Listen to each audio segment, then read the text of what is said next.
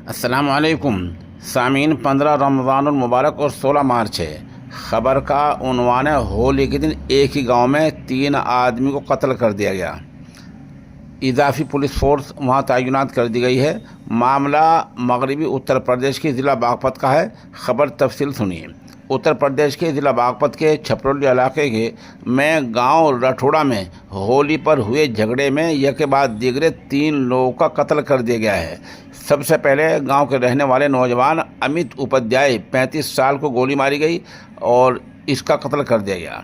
2 घंटे बाद उत्तर प्रदेश पुलिस की हेड कांस्टेबल प्रिया की वालिदा बिमलेश और उसके वालिद पर हमला किया गया।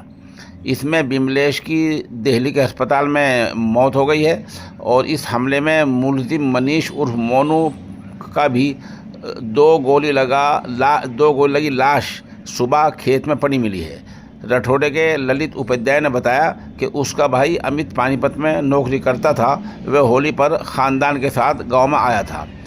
जुमे के दिन सुबह सवेरे ही गांव की परिक्रमा शुरू होने से पहले अमित का गांव के ही सागर के साथ झगड़ा हो गया।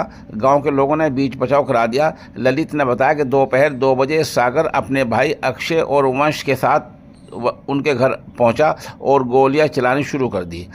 अक्षय ने अमित को गोली मारकर कत्ल कर दिया। हमलावरों ने उसके भाई गुलबीर की पिटाई करते हुए उसको गली में दौड़ाया और जान से मारने की धमकी देते हुए भाग गए। इसमें अक्षय, सागर और वंश पर मुकदमा दर्ज किया गया है। इसके 2 घंटे बाद रठौड़े में ही दूसरा झगड़ा हुआ। यूपी पुलिस की हेड कांस्टेबल प्रिया के घर के बाहर मनीष उर्फ मोनू उर्फ कटड़ा अपने दोस्तों नितिन और परविंद्र के साथ खड़ा होकर गाली गलौज करने लगा।